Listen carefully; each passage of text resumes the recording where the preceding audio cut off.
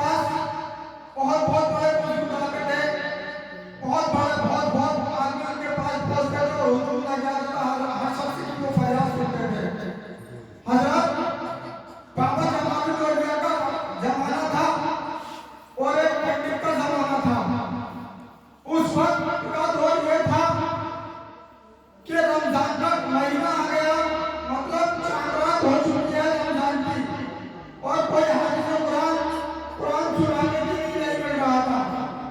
हजरत वो बाबा जमाल औलिया जो अपने वक्त के बहुत बड़े वली थे, हजरत जब ये मामला जो इमामत मस्जिद में जामा मस्जिद में मौलाना इमामत कर रहे थे, वो खाली मौलाना थे, हाफिज नहीं थे। मौलाना चक्कर में पड़ गए, इस बार क्या होगा, आज तो चांद हर हाल में चांद दिखेगा और ईशा में वो तरावी पढ़ने के लिए आएंगे, तो काम कैसे होगा। हजरत एक साहब आते हैं मौलाना साहब के पास, नमाज पढ़ने के बाद में इमाम साहब टेंशन में बैठे थे।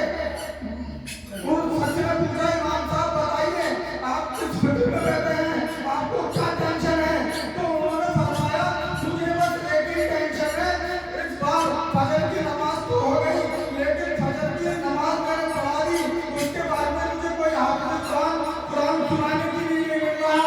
तो उस बंदे उसने सच में फरमाया, आप मौलाना टेंशन क्यों लेते हैं, हमारे रामपुर में एक बहुत बड़े बुजुर्ग हैं जिन्हें बाबा जमाल औलिया कहा जाता है, आप बाबा जमाल औलिया के पास पहुंचिए और उन्हें मामला बताइए। हजरत मौलाना बाबा जमाल औलिया के पास जाते हैं और फिर पूछते हैं आप ये बताइए इस बार अगर कोई हाफिज कुरान कुरान सुनाने के लिए नहीं मिल रहा, तो बताइए हल कैसे निकलेगा। हजरत बाबा जमाल औलिया बहुत अच्छे अंदाज में फरमाते हैं, कहते हैं ए मौलाना आप जाइए, आपका काम हो जाएगा। बोले काम कैसे हो जाएगा, मैं तो यहाँ से खाली आ जा रहा हूँ। बोले जाओ जाके असर की नमाज पढ़ाना, बोले जाओ जाके असर की नमाज पढ़ाना, और असर की नमाज के बाद में असर की नमाज पढ़ाने के बाद में मस्जिद की पहली पर बैठना।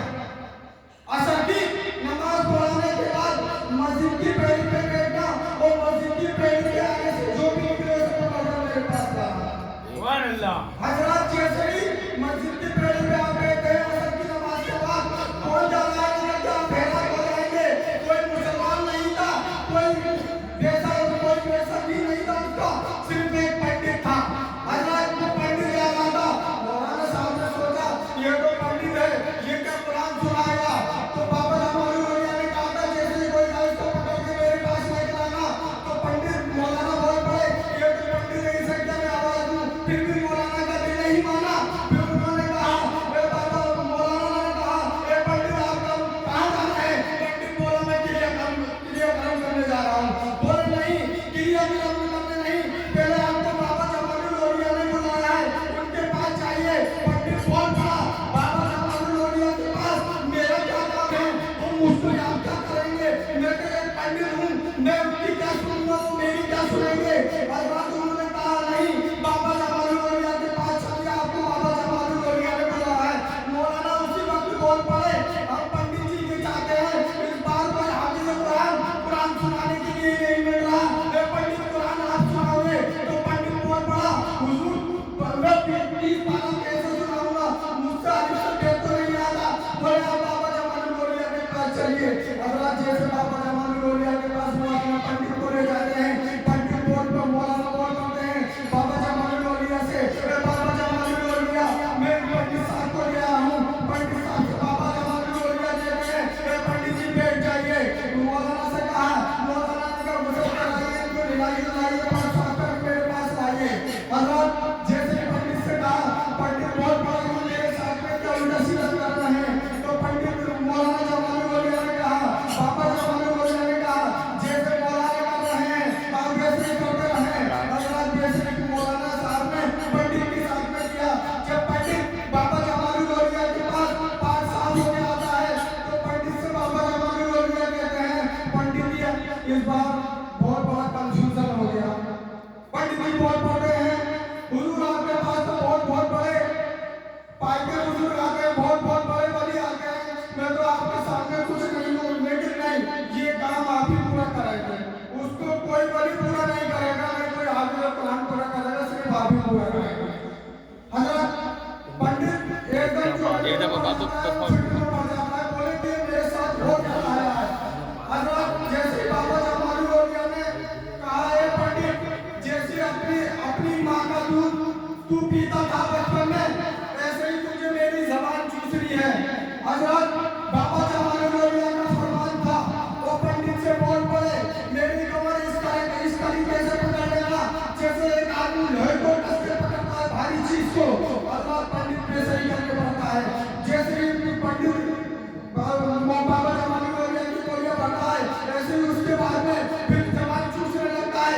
पंडित जब बाबा जवान लोहिया की जबान चूसने लगता है तो बाबा जवान लोहिया कहते हैं, ए पंडित बता कितना पारा मुकम्मल हो गया। पंडित बोल पड़ता है, हुजूर 10 पारा मुकम्मल हो गया। चंद मिनट के बाद में फिर पूछा, बता पंडित कितना पारा मुकम्मल हो गया है। हुजूर 20 पारा मुकम्मल हो गया है। थोड़ी देर के बाद में फिर पूछा, बता पंडित कितना पारा मुकम्मल हो गया है। हुजूर 30 पारा मुकम्मल हो गया है। पंडित एक हाथ में कुरान हो गया तो पंडित से बाबा जवान लोहिया फरमाते हैं, ए हाफिज साहब जाके इशा की नमाज होगी, जाके आप तरावी पढ़ाइए। तो हज़रत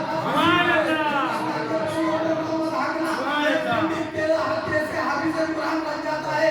तो इसीलिए मैं कह रहा हूँ, आप किसी मजमे में जाएं, मजाक न बनाएं, अगर सुभान अल्लाह के रहें तो सिर्फ तरीके